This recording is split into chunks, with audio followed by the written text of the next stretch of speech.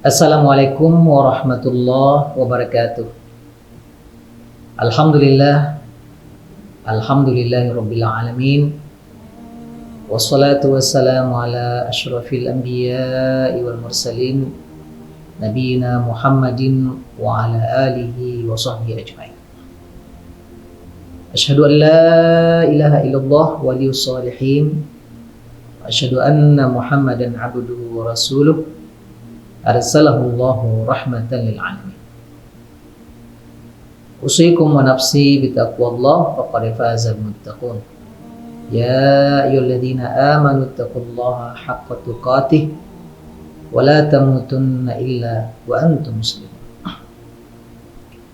Kaum muslimin dan kaum muslimat, hamba-hamba Allah yang mulia, tausiah singkat kita kali ini berjudul As-siqatu billah. Siqah billah atau dalam makna lain adalah percaya dan yakin kepada Allah. Adalah sebuah sikap yang harus dimiliki oleh orang-orang beriman. Bahkan siqah kepada Allah merupakan buah dari keimanan kepada Allah itu sendiri.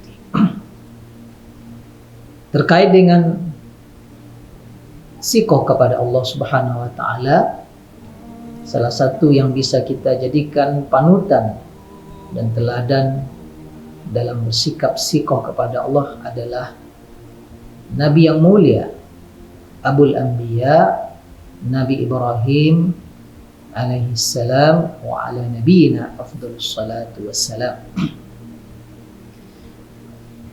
Dalam perjalanan hidupnya, Nabi Ibrahim alaihissalam mengalami berbagai ujian-ujian berat yang beliau kemudian menghadapinya dengan sikap siqah billah. Ketika di awal-awal beliau memasuki usia dewasa dan telah menjadi seorang yang bertauhid kepada Allah Subhanahu wa taala, ujian berat yang dihadapi Nabi Ibrahim adalah menghadapi Raja Namrud yang mengklaim diri sebagai Tuhan selain Allah Subhanahu wa taala.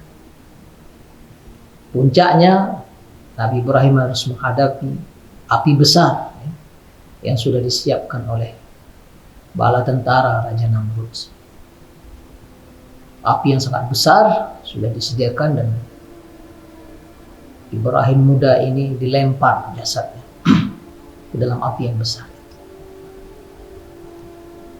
Dalam hadis yang diriwayatkan oleh Imam Bukhari, Nabi Ibrahim ketika berada di dalam api yang sangat besar yang tentunya secara normal tentu sangat-sangat panas, sekejap saja akan menghabisi tubuh dan jasad beliau. Maka ketika itu Nabi Ibrahim mengucapkan kalimat hasbiyallahu wa ni'mal wakil. Cukuplah Allah bagiku dan dialah sebaik-baik penolong. Sebuah sikap percaya penuh kepada Allah Subhanahu wa taala, siqah kepada Allah Subhanahu wa taala, menyerahkan sepenuhnya dirinya kepada keputusan dan kekuasaan Allah Subhanahu wa taala. Dalam tafsir Ibnu Katsir dikatakan bahwa ketika itu malaikat Jibril datang menghampiri Nabi Ibrahim dan bertanya, apakah engkau butuh pertolongan? Nabi Ibrahim ditawari pertolongan oleh malaikat Jibril. Maka ketika itu Nabi Ibrahim menjawab, adapun kepadamu saya tidak butuh, tapi kalau kepada Allah saya butuh.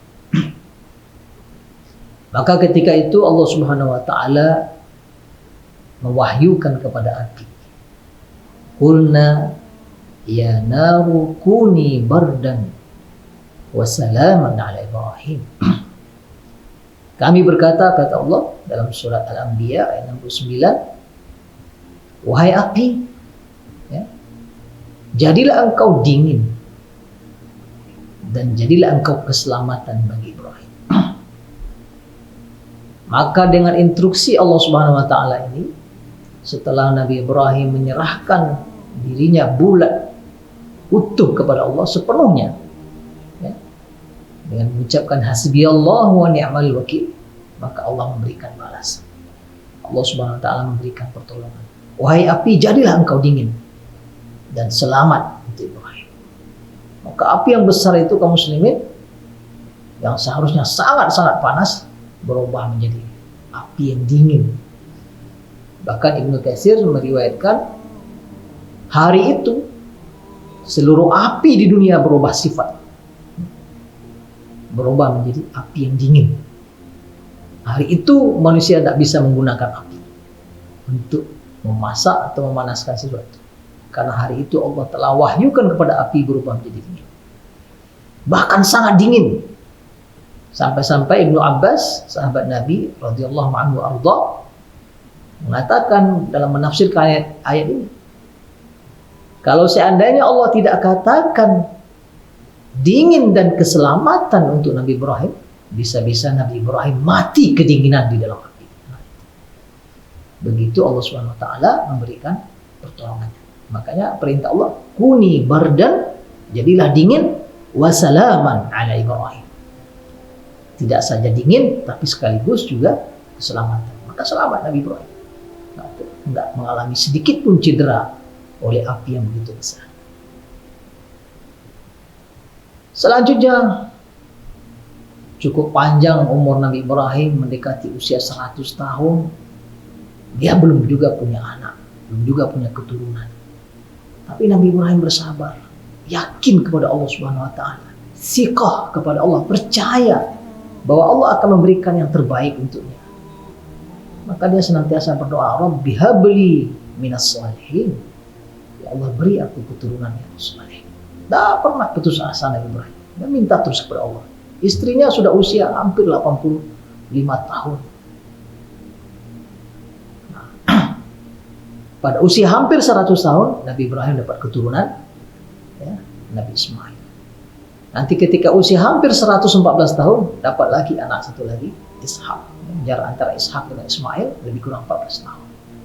Di usia yang renta itu, ya, Allah Subhanahu wa taala memberikan Nabi Ibrahim keturunan, 2 orang laki-laki yang kedua-duanya adalah nabi. Nah, ini wujud dari betapa Nabi Ibrahim siqah, ya, percaya kepada Allah Subhanahu wa taala. Datang lagi ujian, perintah dari Allah, itu Nabi Ismail sama istrinya atau sama ibunya Hajar masih ditaruh di Masjidil Haram, masih ditinggalkan di kota Mekah, di lembah yang tidak ada tumbuh-tumbuhan dan tanam-tanaman. Tapi ini perintah dari Allah. Maka Nabi Ibrahim siqah, percaya kepada Allah. Dia tinggalkan, berangkat, meninggalkan kota Mekah. Dia tinggalkan istri dan anak di sana.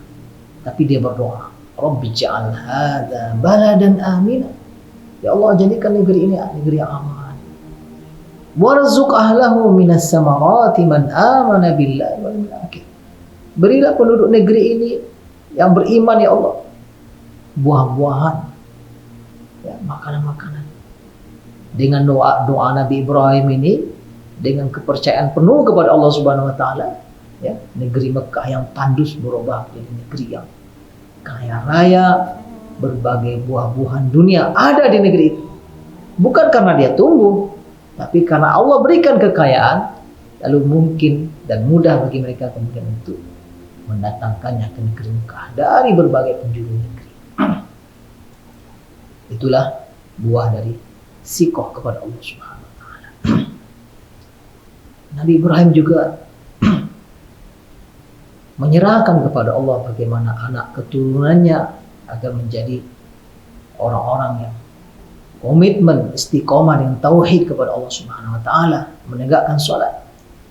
Maka dia berserah diri kepada Allah, Rabbi ja'alni muqimas shalah wa min dzurriyyati rabbana wa taqabbal du'a.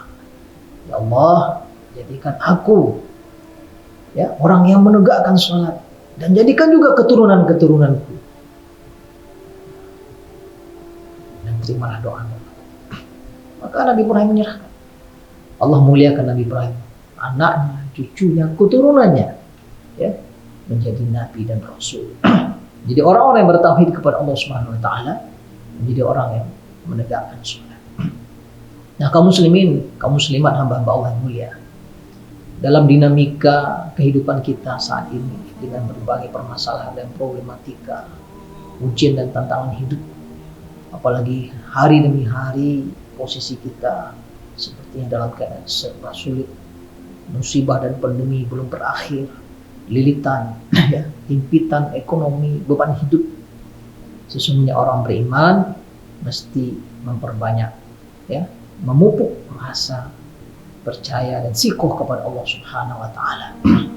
Allah Subhanahu wa taala dalam hadis qudsi mengatakan, "Ana 'inda dhanni 'abdi bi." Saya ini sesuai dengan persangkaan, perkiraan hamba saya tentang saya. Di tengah himpitan permasalahan, lilitan ekonomi, dinamika kehidupan kita sehari-hari, jangan pernah kita ragu dengan Allah Subhanahu wa taala.